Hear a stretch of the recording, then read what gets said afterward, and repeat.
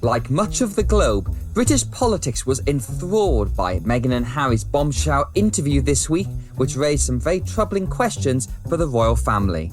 So we have in tandem the conversation of he won't be given security, he's not going to be given a title, and also concerns and conversations about how dark his skin might be when he's born. Welcome to Payne's Politics, your essential insider guide to what's happening in British politics from the Financial Times, with me, Sebastian Payne. Today, we'll be looking at the political and constitutional implications of the Duke and Duchess of Sussex's TV interview with Oprah Winfrey about their troubles with the royal family, particularly the accusations of racism regarding their son Archie, uncaring treatment, and how politicians and the British public are feeling about them. Chief political commentator Robert Shrimsley and political correspondent Jasmine Cameron-Salessi will be discussing, along with special guest Catherine Haddon from the Institute of Government think tank. And later, we'll be looking at the question of what is global Britain. The Johnson government will publish its integrated review into foreign policy next week, but will it add substance to the rhetoric about Britain and its place in the world after Brexit? Political editor George Parker will be discussing with Robert. So Robert and Jasmine, welcome back to the podcast, and Catherine, welcome. Hi there, Seb. Hi. Hi. So just before we get into this main topic about the royal family's political implications, I have to ask each of you briefly, what did you actually make of the interview? Robert, what was your feeling after having watched it, or did you not watch it? I did watch it. And I say this without wishing to diminish what Meghan said, but the things I felt most strongly watching the interview was you just felt the intense drama and this continued tension between the personal and the constitutional, particularly with the component of the interview where Prince Harry joined it. My sense was that essentially we are still feeling the aftershocks of the death of Princess Diana, and that this is a continuation of that same trauma that has hit the royal family since just before the turn of the century. And Jasmine, what was your initial reaction? I was very surprised by how open and how blunt they were. They certainly didn't hold back. And, we're used to the royals being very controlled, being very almost impersonal sometimes. But, I found it on the whole incredibly sad hearing someone explain their struggles with mental health, their experiences of racism. It didn't make for easy viewing. No, and I think my view was that the whole thing was, whatever you think of the content, amazingly compelling television. I watched live over a 2-hour period and I couldn't take my eyes away from it. The way it was done, the way it was presented really did draw you in. And before we get on to the main discussion, Kath, what did you make of it? Well, I kind of agree with Jasmine. And on the one level, it was just incredibly sad. All of the troubles that they've had, this sort of family breakdown. As you say, this is something that goes back decades in terms of various family problems. But yes, also quite extraordinary that then is played out so publicly and they're shining such a light into that sort of family dynamic. But as we're going to discuss, it's also the huge ramifications that it has. Well, let's get into those right now. Handling controversies with the royal family is one of the toughest jobs for any prime minister. The clamour for any kind of comment is great, yet number 10's rule is generally to say nothing. Because once the door is open on commenting on their private matters, it is very hard to close it. Boris Johnson mostly adopted this approach with regards to Meghan and Harry this week.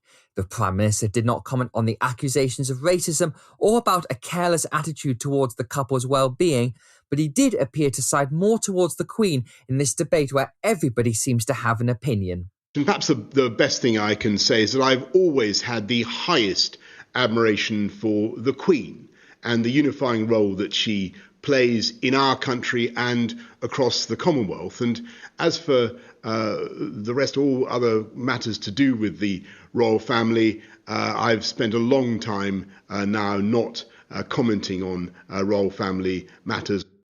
So, Robert, Boris Johnson there just trying to shy away from this whole debate, which has dominated the media and the papers throughout this week. Even the FT's editorial board got involved in the debate about Meghan and Harry. Do you think this line can hold? Because this accusation that the Duchess of Sussex put forward about racism is a very, very strong one, and one that could really harm the family in the future.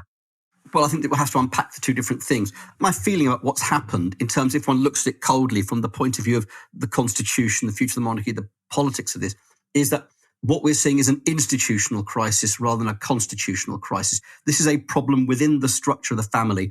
It's often referred to as the firm. We're talking about a family business here, and that's so hard to disentangle the working and the employment part of it from the personal.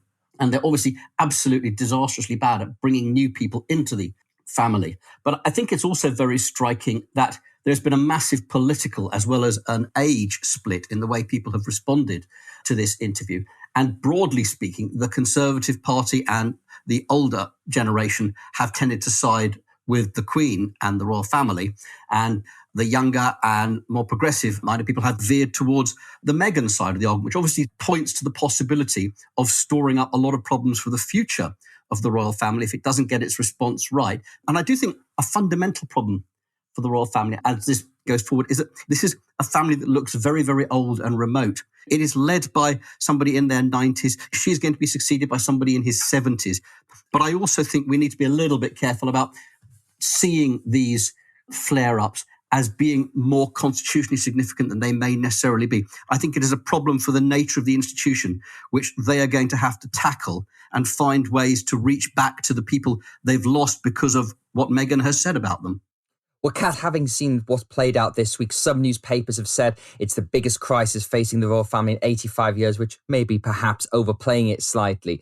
But there are parallels being drawn here with what happened to the Princess of Wales in 1997, where Downing Street felt the palace had got the response wrong here. And as I think in the 2006 film, The Queen, it was very much documented how Tony Blair was trying to push the royal family in a certain direction to change their historic ways of doing things. And eventually they did, but much damage was done to the institution.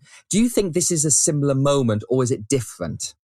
There are a lot of the same trends going on here, a lot of the same issues. And as we were discussing before, that's part of why it's resonating so much, is it's got those echoes of the Diana years. I agree with Robert that it isn't at the moment a constitutional crisis. This is an institutional crisis. This is a PR crisis. This is a family crisis.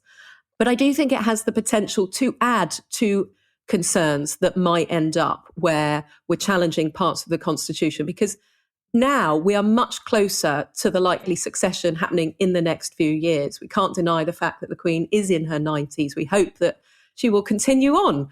But ultimately, the palace has to be starting to plan for that. And that was already a tricky thing for Prince Charles to navigate. You know, he's trying to rehabilitate his image, not just obviously over Diana, but also things like the degree to which he would intervene more politically, express more opinions, whether he would be a different monarch. He's been thinking about how to modernise the monarchy in his own way. The question is how much this is going to add to some of that, whether or not some of the blame is going to end up falling on Prince Charles, and whether or not it's therefore going to challenge whether he can really succeed the Queen in a way that carries through some of the continued support that is out there for the monarchy, or whether or not we're going to start questioning it more deeply. And that's going to have an effect not just on the monarchy, whether it exists in this country, but the Commonwealth, but also parts of our constitution that are actually quite tricky and really need a lot of trust in the monarch to be able to work properly. Well, Jasmine, let's have a look at that question of trust, because you've been out and about this week speaking to people across the country to get their sense of how the interview has landed and how it's affected their views of the monarchy. And did you find this, Robert mentioned at the beginning, this age divide that appears to have happened about whether people were more on the side of Harry and Meghan of this or of the royal family? I think there's definitely a very striking generational divide, and YouGov have actually done some polling on this where they showed that nearly half of all of those aged between 18 and 24 felt more sympathy towards Harry and Meghan. Now, this makes sense. So I'm 25 and I think I was around 2 years old when Diana died. So I recognise it was a huge event in British history, but I don't have any personal memory to that event. And so if you're, under 30, your big royal events are the weddings of Kate and William, Harry and Meghan, and your big quote unquote royal scandals were the Prince Andrew allegations and now this. And that all obviously dictates the light you see the royals in. And I think younger people in general are more comfortable having discussions about mental health and things like race. We're more comfortable sharing our lives on social media and being quite open. So I can imagine that for older viewers, especially the more traditional ones, they may have felt that it might have been quite vulgar, two members of the royal family spilling all the tea onto an American talk show host And I think the generational divides really highlighted that actually where you sit on some of these big issues like Brexit, racism, mental health, sexual harassment is more likely to be determined by your age than anything else. There's an age-old quote that people have been putting around this week from Walter Bagehot saying that you shouldn't let daylight in on the magic when it comes to the monarchy. And it is weird that that's the philosophy they're still going with. They don't speak about these things. We've seen a very tight-lipped response. Prince William has made a comment about how his family is very much not a racist family. They put out a statement. But by and large, they're still very uncomfortable talking about this in public. And that's part of the problem they've got in how they respond to this, because if it were just an institution and not a family that has that long tradition of trying to keep some of these problems inside, you'd see sort of accountability mechanisms kick in that allow you to try and mitigate some of the fallout, to try and show that you're going to self-examine, investigate yourselves, take action if needed, but also push back if actually it shows that, no, we're in a good place, we disagree with some of this, etc.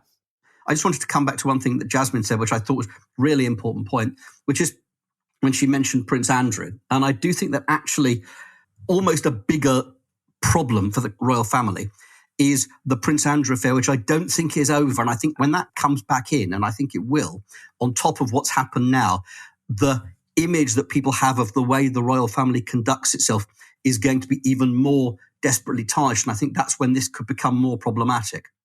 Reflecting upon all of this, I think there's been a real missed opportunity by the monarchy. You know, they could have taken a very clear stance on racism. This could have been a really important turning point.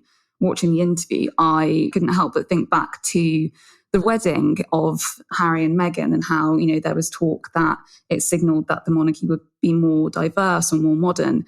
And knowing what we all know now, that seems incredibly naive. You know, you can't change an institution that seems to be quite stuck in its ways.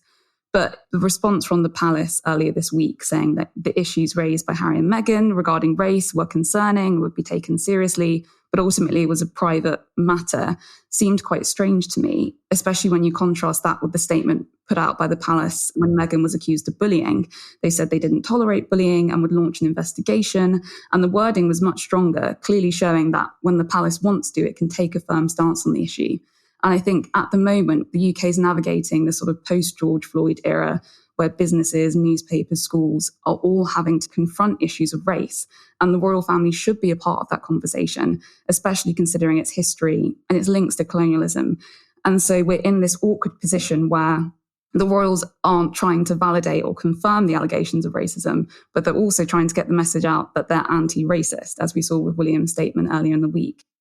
Well, I think one person who, again, waded into this debate was Keir Starmer, the opposition leader, and he went a bit further than Boris Johnson when he spoke to the BBC about that interview. Well, they're serious allegations, and we'll have to see how the institution reacts to this. It's bigger in a sense than just the royal family because, you know, that experience of racism, I'm sad to say, is too prevalent still in 21st century Britain. So, Robert, if I could just pick you up on this issue you mentioned earlier about the political divide here, that I saw Zach Goldsmith, who is a Foreign Office minister and a close ally of Boris Johnson, he came out and accused Harry of destroying the royal family over this. And there's been many Conservative MPs on radio, TV and the like who have, again, really much sided with the institution, with the Queen there.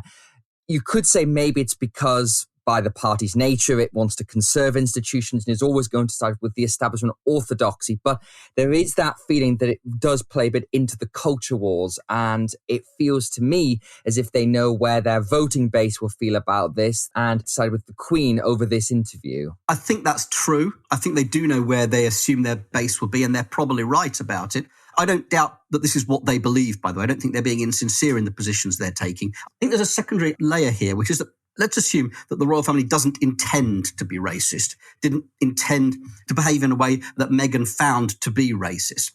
Then you come to this issue of unconscious prejudice or unintentional prejudice, and a very interesting dividing line between the political parties, because there are senior figures in the Conservative Party who hate the idea of institutional racism or unconscious bias. They resist the whole notion of it. They dismiss it as part of the woke agenda.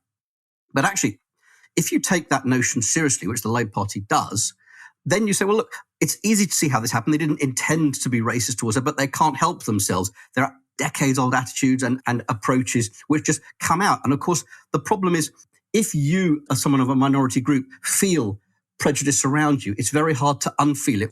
Therefore, this goes to also a bigger critique of society, in which the Labour Party believes in the notion of institutional prejudice and unconscious bias and believes this is something you have to tackle. And the Conservative Party bridles at that idea and is on the defensive against the notion of it and on the offensive against those who believe it. So I think this plays to a deeper difference between the two critiques they have of society. But Jasmine, this is definitely something we've seen not just on this interview, but on wider issues about inequality and ethnicity the government has been tackling. Because I think if you look at the stance of the Equalities Minister, Kemi Badenoch, for example, she's someone who is very much challenging and taking on the Labour Party's view on this. And it's obviously one that some people agree with, but it's also a controversial one as well. I think that's correct. And in some ways, I think Starmer's in a more tricky position than the Conservatives, because he is trying to convince Black and ethnic minority voters that he is someone who can take a firm stance on racism and injustices in society, and within his party as well. At the same time, he doesn't really want to irritate voters, especially in red wall seats, who might be more in support of, say, the Queen or the monarchy. And I think we're going to see this tension continue to play out as the Labour Party continues to rebuild its coalition of voters.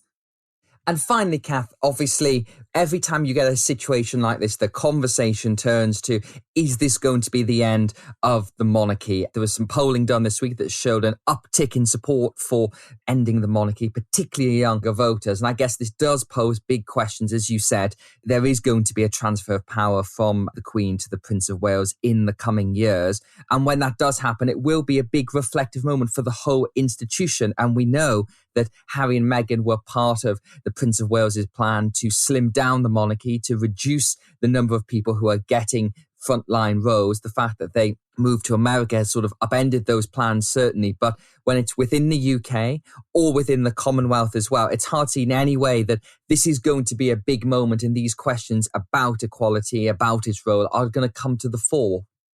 Yeah, I agree with all of that. I think the Windsors do have strong staying power. This particular furore will die down. I think there's a huge issue that the label's going to stick, particularly given, as Jasmine's been saying, that the background of the royal family, it's harder for them to get rid of the accusations of racism, but they will undoubtedly make some efforts to try and show that they are not. And there will be a sort of PR battle in the opposite direction.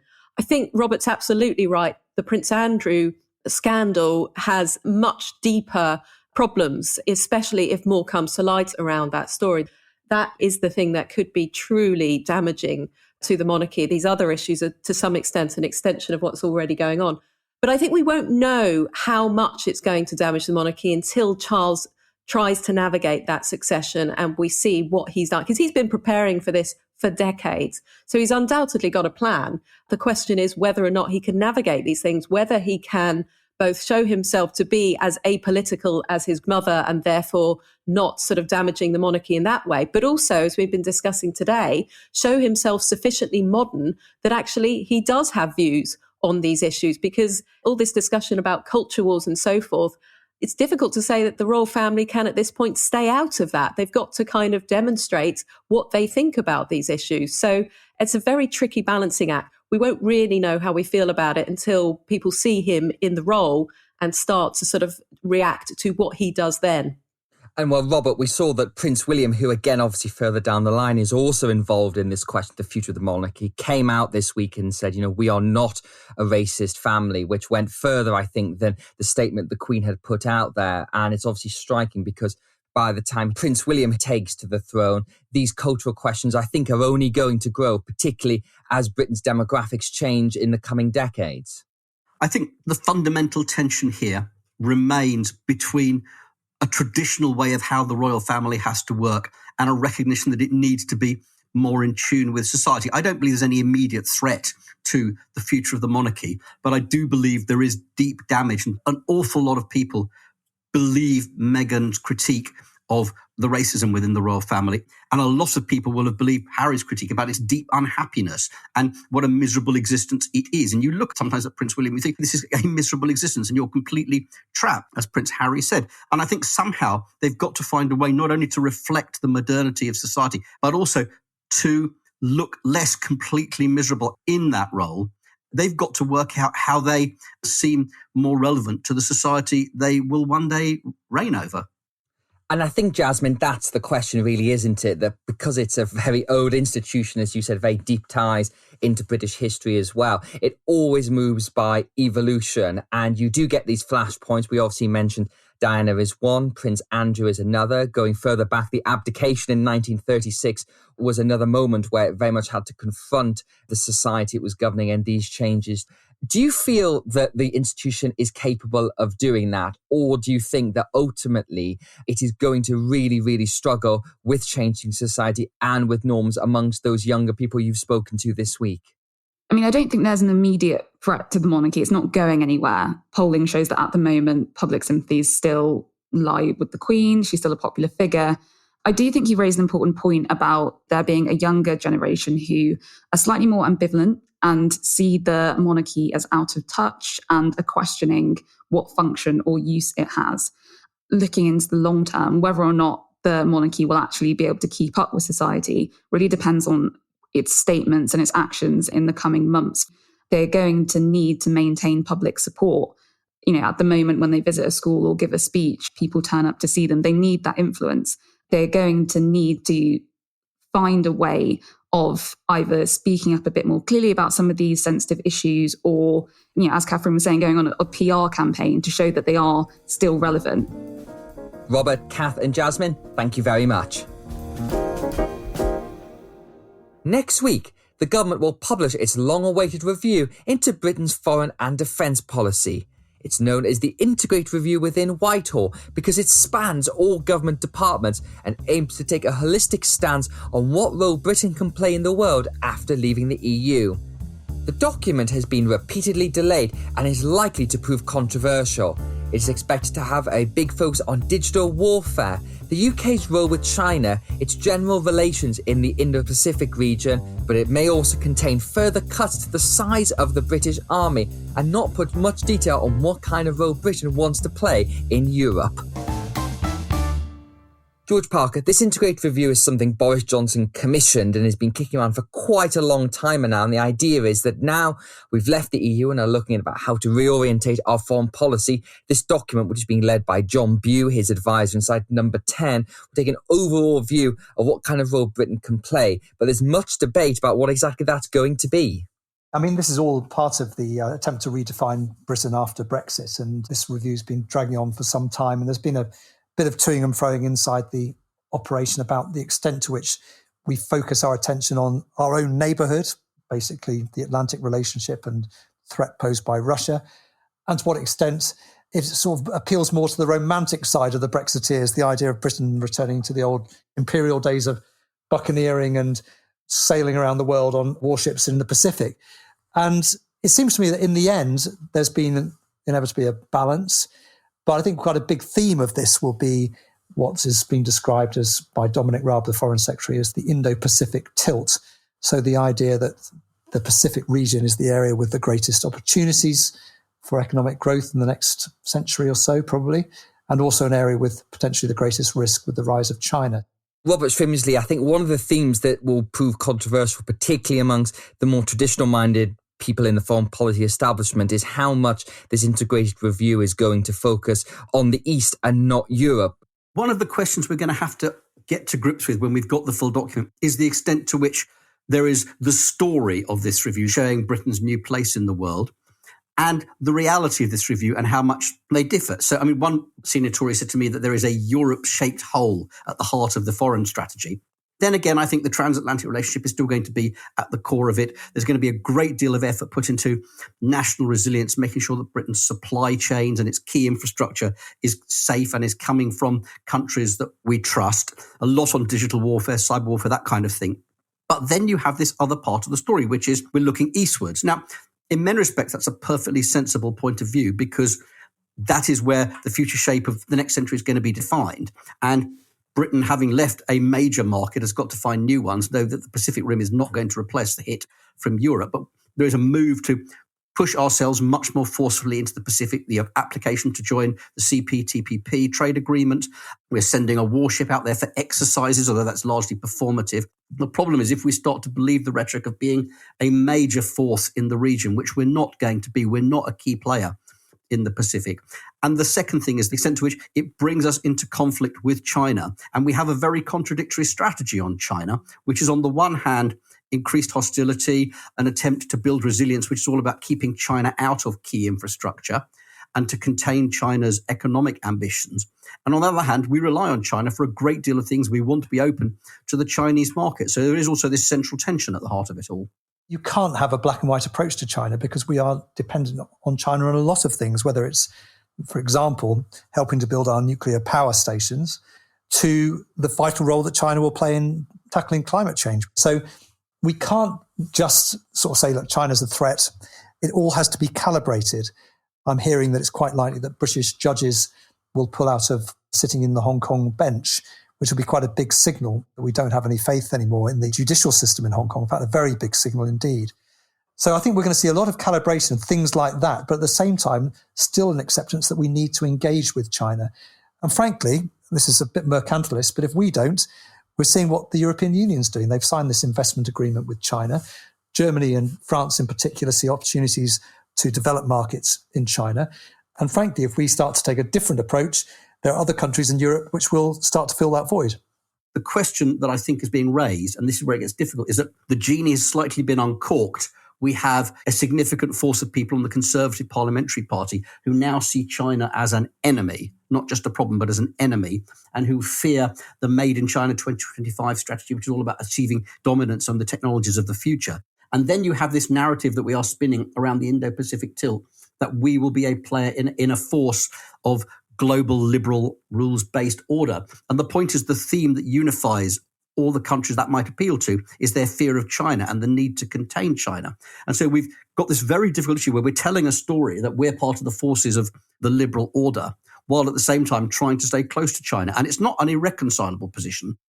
And Jules, close to home, I think one of the other tensions in the integrated review is going to be about funding as well, because as the FT has reported, there's a £17 billion black hole in the Ministry of Defence's budget. It did receive a spending boost in the autumn from the Treasury, but there is still this idea that troops are going to be cut. When isn't there a multi-billion pound black hole in the defence budget? It's a perennial, I think for as long as I've been reporting politics, it's always there. It's a permanent thing. I think in the end, they're going to have to learn to live within their means. And I think actually, the point about this defence review is focusing on those parts of our military that we actually are good at and specialise in. And they include special forces, which we're brilliant at. And they also include things like the development of cyber technology as well. But the idea that we want to sustain a large standing army, why do we need a large standing army? It's not really deployed anywhere in the world at the moment. And it's the kind of army that you can quickly build up quite quickly as well. So I think the Ministry of Defence won't like this. And there'll be lots of fighting within the services as well, because the army will say, well, hang on a sec, you just spent a fortune on these aircraft carriers which seem to have no obvious discernible military purpose. A lot of this, I think, still bears the imprint of Dominic Cummings, who was very involved in this before he was thrown out of Downing Street last November, the focus on cyber and drones and all those modern aspects of warfare. And finally, Robert, how does this all play into the vision of what global Britain is? That's always been a slogan in search of a meaning. There are limited choices. Britain is a medium-sized power, and it does have to recalibrate where and what it can do. The narrative is very much about the new world, setting sail like the naval power we once were, and the Prime Minister probably still wishes we were. A lot of the high-level narrative is about the Indo-Pacific tilt. But the fact is, the transatlantic relationship has been the core of British foreign policy. And the US isn't as much looking for the UK to be a player in the Pacific as to be a strong force in Europe and in its own area. So I think that's the question where we will see how this develops. And I think the other point that we will see is that this evolving situation of how Britain decides to position itself diplomatically within Europe, aside from its role in NATO, its approach is very much to not treat with the European Union, but treat with the major capitals and countries of Europe and conduct its diplomacy that way. And it will be interesting to see if that is sustainable, because that's where the most definition is still required. But George and Robert, thank you both very much for joining, and that's it for this week's episode of Payne's Politics. If you enjoyed the podcast, then we'd recommend subscribing. You can find us through all your usual channels to receive episodes as soon as they're released. And if you liked it, then please do give us the thumbs up or a nice positive review. Payne's Politics was presented by me, Sebastian Payne, and produced by Anna Dedder and Josh de la Mare. The sound engineer was Breen Turner and the editor, Amy Keane. Until next time, thanks for joining us.